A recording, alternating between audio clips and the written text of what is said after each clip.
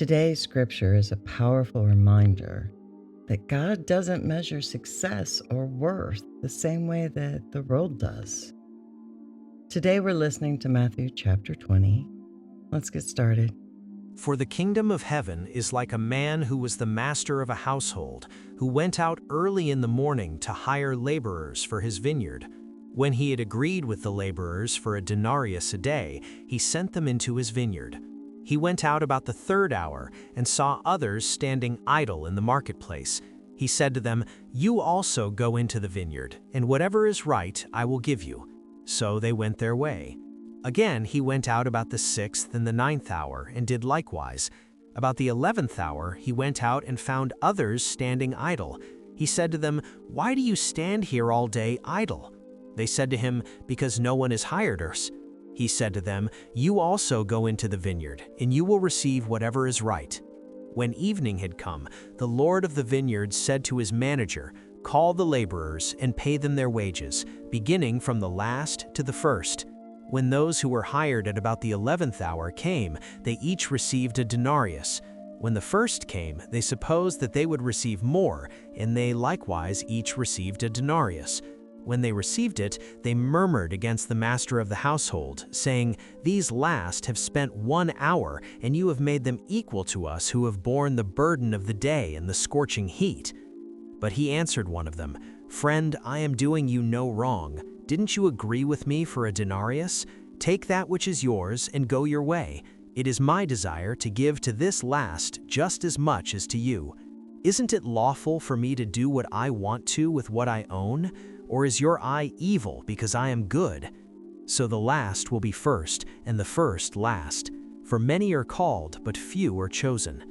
As Jesus was going up to Jerusalem, he took the 12 disciples aside, and on the way he said to them, "Behold, we are going up to Jerusalem, and the Son of Man will be delivered to the chief priests and scribes, and they will condemn him to death, and they will hand him over to the Gentiles to mock, to scourge, and to crucify, and the third day he will be raised up."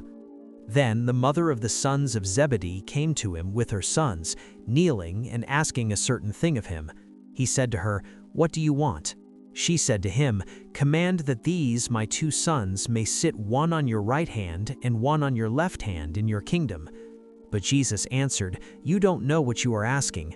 Are you able to drink the cup that I am about to drink and be baptized with the baptism that I am baptized with?" They said to him, "We are able." He said to them, "You will indeed drink my cup and be baptized with the baptism that I am baptized with.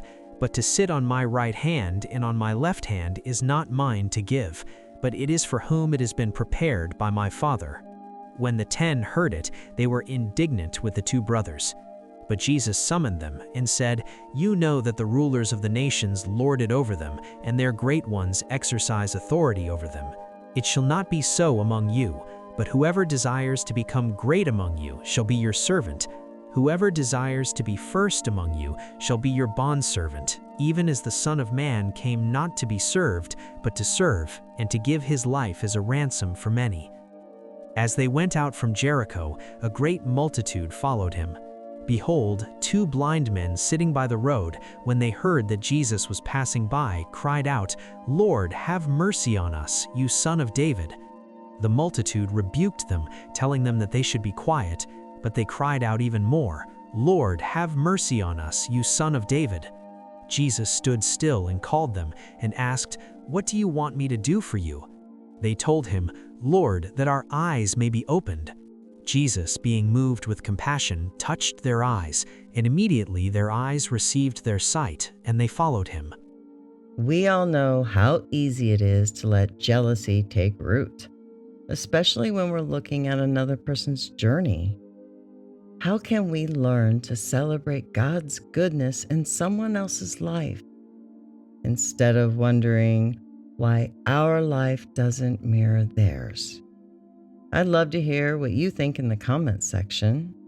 I hope you'll join me next Sunday. We're looking at Jesus entering Jerusalem and how the crowds react to him in Matthew chapter 21. I want to thank you for joining me today. As always, take care. God bless. Bye.